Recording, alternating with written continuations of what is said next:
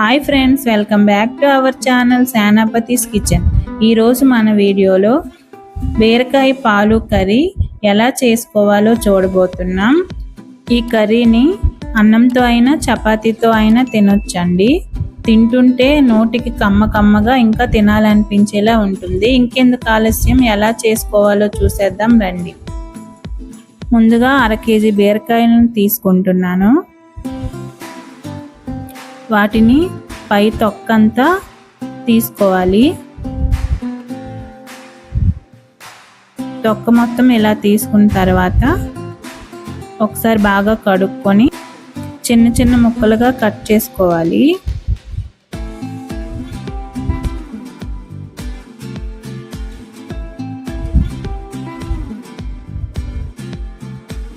అన్ని బీరకాయలను ఇదే విధంగా కట్ చేసి ఆ ముక్కలను ఒక ప్లేట్లో వేసుకోవాలి.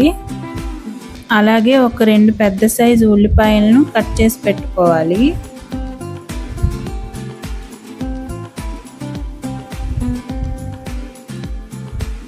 ఇప్పుడు స్టవ్ ఆన్ చేసుకొని కళాయి పెట్టుకొని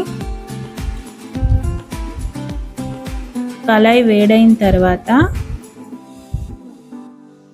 4-5 టేబుల్ స్పూన్ల ఆయిల్ వేసుకోవాలి. ఆయిల్ వేడైన తర్వాత మినప్పప్పు, శనగపప్పు, జీలకర్ర, ఆవాలు, 4-5 ఎండుమిరపకాయలు వేసుకొని బాగా వేయించుకోవాలి. అవి వేగిన తర్వాత కట్ చేసి పెట్టుకున్న ఉల్లిపాయ ముక్కలు, 4-5 వెల్లుల్లి రెబ్బలు దంచుకొని వేసుకొని అందులోనే కరివేపాకు కూడా వేసుకొని ఒకసారి గరిటెతో బాగా కలుపుకోవాలి. ఉల్లిపాయ ముక్కలు తొందరగా వేగడానికి 1/2 టేబుల్ స్పూన్ ఉప్పు, 1/2 టేబుల్ స్పూన్ పసుపు వేసి కలుపుతూ గోల్డెన్ బ్రౌన్ కలర్ వచ్చేంత వరకు వేయించుకోవాలి. అలా వేగిన తర్వాత కట్ చేసి పెట్టుకున్న బీరకాయ ముక్కలను అందులో వేసి ఒకసారి అంతా బాగా కలిపి అంతా బాగా కలిసిన తర్వాత మూత పెట్టుకొని 4-5 నిమిషాల పాటు మీడియం ఫ్లేమ్లో మగ్గించుకోవాలి. అంతా ఇలా మగ్గిన తర్వాత 1/2 టేబుల్ స్పూన్ ఉప్పు వేసుకొని ఇంకొకసారి బాగా కలుపుకొని ఉప్పు అంతా ముక్కలకు పట్టేంత వరకు కలుపుకొని మూత పెట్టుకొని ఇంకొక 2-3 నిమిషాల పాటు మగ్గించుకోవాలి. ఇప్పుడు మూత తీసి ఇలా వాటర్ ఊరిన తర్వాత మళ్ళీ ఒకసారి బాగా కలుపుకొని 1 టేబుల్ స్పూన్ కారం వేసుకొని కారం ముక్కలకు పట్టేంత వరకు బాగా కలుపుకోవాలి.